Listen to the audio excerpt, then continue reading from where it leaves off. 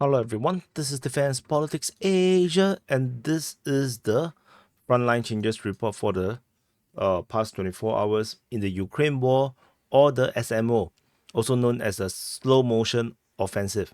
So for the day of 1009 for the 28th of November, and the Russian forces continue to take some grounds. We have frontline changes across many places. So, and we will of course end the frontline changes with this new thing where we see the number of areas captured, the square kilometers. So the first frontline change is over at Vishneve. Over at the Borova sector of the Borova front, Russian forces has been geolocated on the western outskirts of Vishneve, which confirms the capture of Vishneve, as the Russians can't possibly go out if they didn't fully capture Vishneve, heading towards Zeleny High. So this is the latest frontline change in this sector. The area travel is around 1.1 kilometers in this Borova sector. So this is the advance in this region here. The next frontline change is over at Makiivka. So there is a geolocation that invalidates the Russian claims on the western outskirts of Makiivka. So that shows that the Ukrainian mapping is actually more accurate around this area. The next frontline change after Makiivka is at Terny. At the Kreminna front, Russian forces continue their slow crawl in Terny, and this time around they have made another move on the eastern outskirt or eastern part of Terny. So the total travel distance is around 400 meters, which is pretty consistent with the previous few captures in Terny. It's all around 400 meters. So that's all from Terny. Very slow crawl, slow motion operation. The next frontline change is over at Piteshny. So we jump all the way to the Bakhmut front. And there is Russian mapping claim that they have taken this area as they straighten the front line along this area. So this is all very vague at this moment. The front lines around here near to Polski, so take it with a pinch of salt.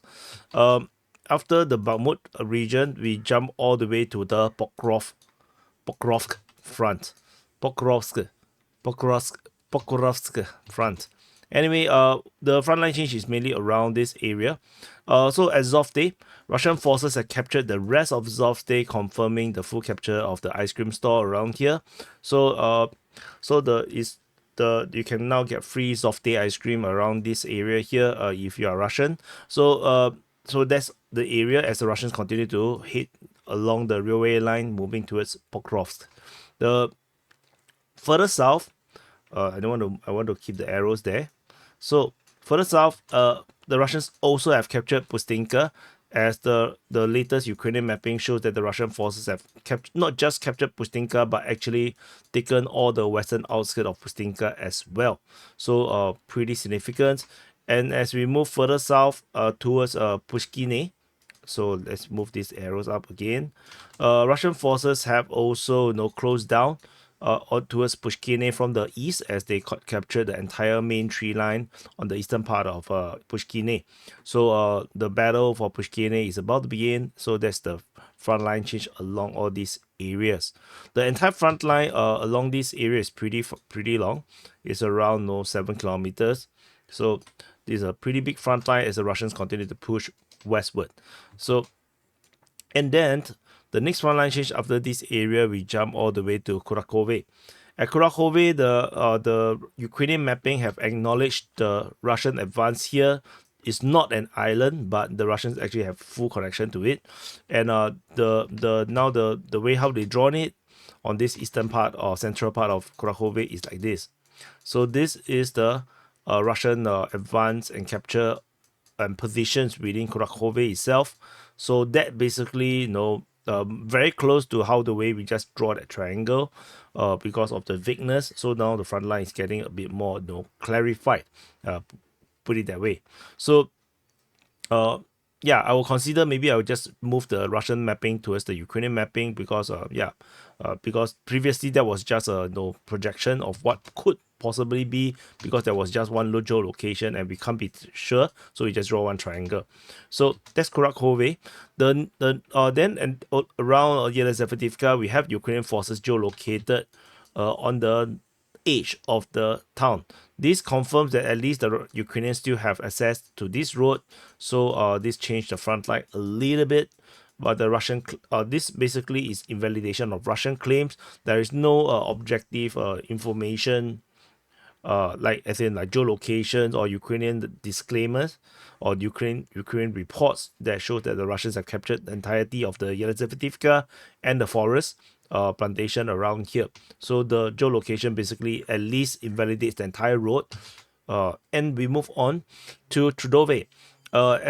At near to Uspenivka, Russian forces has been geolocated in a new position, continue their advance closer and closer to Uspenivka as the Russians secured the entire western bank of this river leading up to Uspenivka. So Trudove is still under Ukrainian control, at least half of it. So and then there's a major entrenchment defending Uspenivka, the entrance towards Uspenivka. The Russians are closing it down. And so let's continue to watch how this goes. The distance traveled is around 1.3, 1.2 kilometers. So around there. So that's all from Uspenivka. And the next frontline change is over the Velyka Novosilka sector.